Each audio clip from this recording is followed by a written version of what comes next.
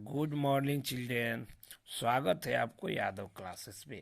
घटना चक्र 2021 के समान अध्ययन यानी भारतीय राष्ट्र एवं शासन के तहत आज पॉलिटी की कुछ प्रश्न और नोट्स को देखेंगे। आप लोग जानते हैं कि पहले हम लोग देखेंगे कि भारत में संवैधानिक विकास कैसे हुई। आप जानते होंगे कि हमारे भारत की जो शासन प्रशासन थी जब अंग्रेजों के अधीन हुई तो सर्वप्रथम ईस्ट इंडिया कंपनी के अधीन 1773 से लेकर 1853 तक चला। उसके बाद हमारे देश की गतिविधि और 1857 की क्रांति के तहत उसके बाद जो परिणाम हुए, हमारे देश की शासन प्रशासन 1858 से लेकर 1947 तक ब्रिटिश क्राउन यानी ब्रिटिश ताज के अधीन हो गया था।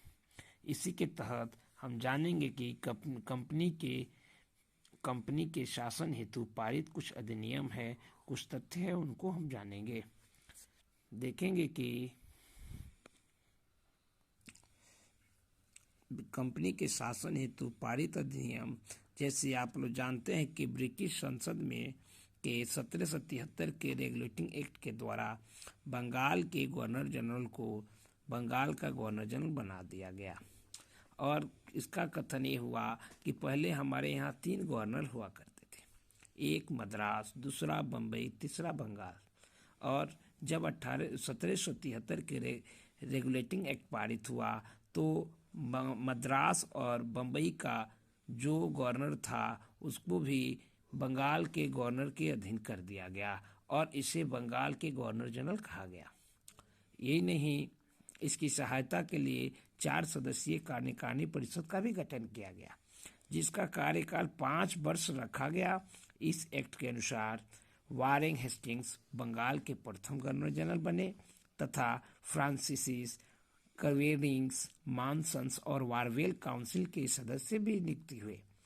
सर्वप्रथम गवर्नर जनरल को बंगाल को फोर्ट विलियम की प्रेसिडेंसी के सैनिक एवं असैनिक शासन का अधिकार भी दिया गया तथा इन्हें प्रमुख मामले यानी यथा विदेशी नीति में मद्रास और बम्बई के प्रेसिडेंसियों का अधीक्षक भी करना था।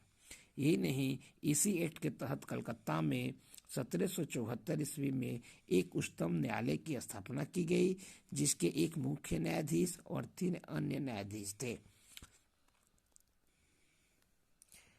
कंपनी की कर्मचारियों पर निजी व्यापार करने तथा भारतीय से उपहार लेने पर भी प्रतिबंध लगाया गया।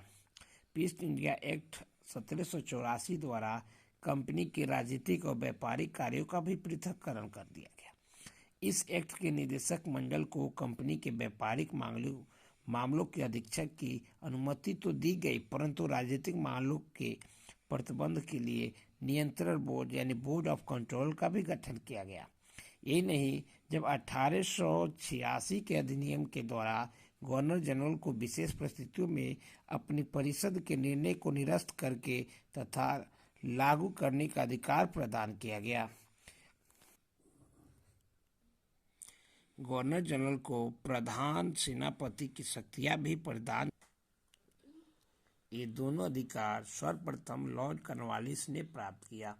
1973 के 93 के चार्टर एक्ट के अंतर्गत कंपनी के अधिकारों को 20 वर्ष के लिए बढ़ा दिया गया।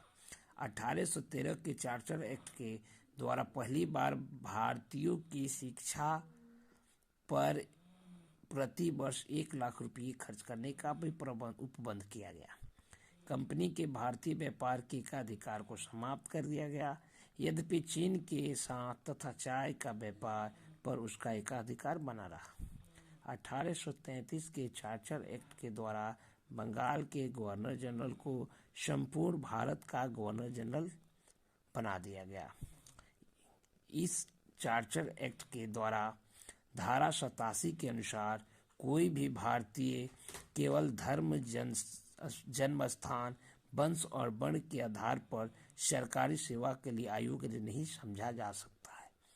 देश की शासन प्रणाली का केंद्रीकरण कर दिया गया। लॉर्ड विलियम बेंटिंक भारत का प्रथम गवर्नर जनरल था। कंपनी के समस्त व्यापारिक कार्य समाप्त कर दिए गए तथा भारतीयों में उसे केवल राजनीतिक कार्य ही करने थे। गवर्नर जनरल की परिषद में एक कानूनी सदस्य यानी चौथा सदस्य को सम्मिलित किया गया। सर्वप्रथम मैकले को कानूनी सदस्य के रूप में शामिल किया गया।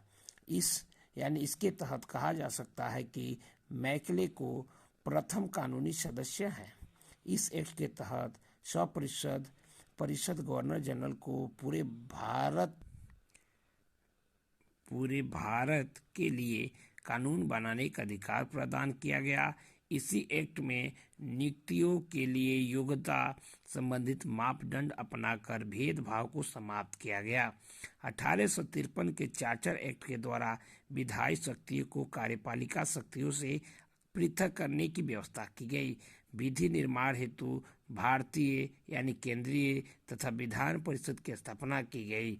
सिविल सेवकों की भर्ती एवं चयन हेतु खुली प्रतियोगिता का शुभारंभ किया गया। दोस्तों, वीडियो अच्छा लगे तो लाइक और सब्सक्राइब करें। धन्यवाद।